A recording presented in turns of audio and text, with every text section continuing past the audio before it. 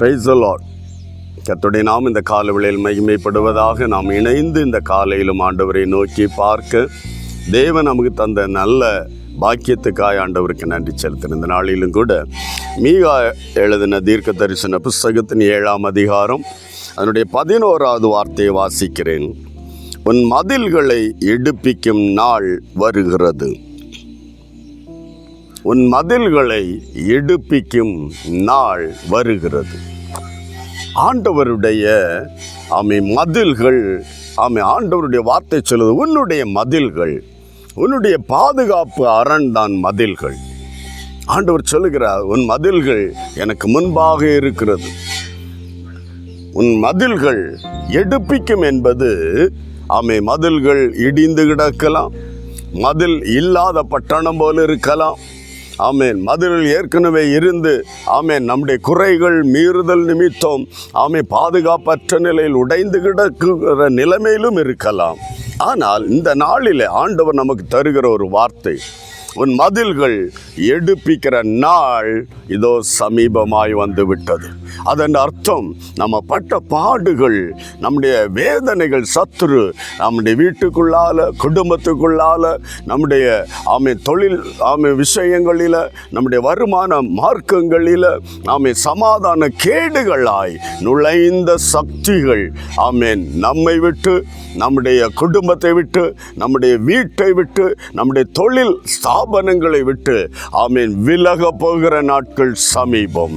மதில் தேவன் எழுப்பினால் தேவன் நம்முடைய பாதுகாப்பை உறுதிப்படுத்துகிற இந்த காலை வேளையில் ஆண்டவரே அது நெருங்கி விட்டது. இந்நாள் நம்முடைய துக்கம் மாறப்போகிற நாள், நம்முடைய பாதுகாப்பற்ற நிலை, வேதனை நிறைந்த அந்த வாழ்க்கை மாறப்போகிற நாள் இதோ நெருங்கி விட்டது. அதுதான் இந்த வார்த்தையின் ஆழம்.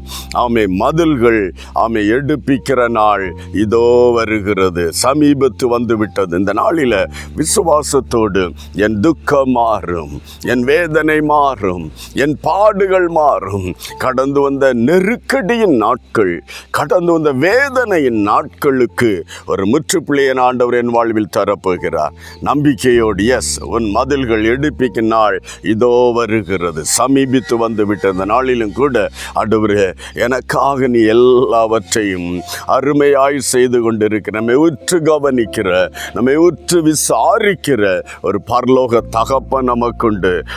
கண்ணீருக்கு பதில் ஒரு ஆனந்த களிப்பை தரும் நாள், வேதனை நிறை நீங்கி நிம்மதியாய் நம்முடைய ஓட்டம் ஓடுகிற ஒரு நாட்களை பரிசுத்த நமக்கென்று வைத்திருக்கிற இந்த காலை வேளையில் நன்றியோடு ஆண்டவரை துதித்து மகிமைப்படுத்தலாம்.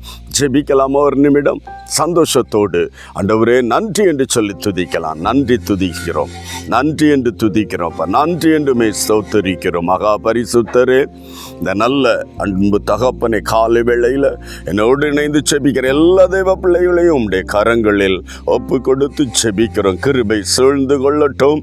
எந்தெந்த வேதனை, துன்பம், சத்ரு ஆண்டவரே வீட்டுக்குள், தொழிற்சாலைக்குள், சரீரத்தில் யுத்தம் பண்ணி நாட்களுக்கு பதில் மதில்களை தேவன் எழுப்பி நீர் பாதுகாப்பை உறுதிப்படுத்துகிற நாட்கள் சமீபத்ததற்காய் நன்றி.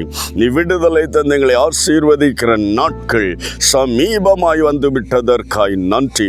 அப்படிப்பட்ட மகா பெரிய ஒரு பாக்கியத்தை கேட்கிற, காண்கிற சகல தெய்வ பிள்ளைகள் மேலும் கட்டளையிடுவீராக. ஆசீர்வதியும் பெரிய காரியங்களை எதிர்பார்க்கிறோம்.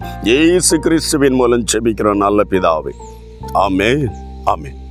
உன் மதில்கள் எடுப்பிக்கிற நாள் இதோ வருகிறது. God bless you. Praise the Lord.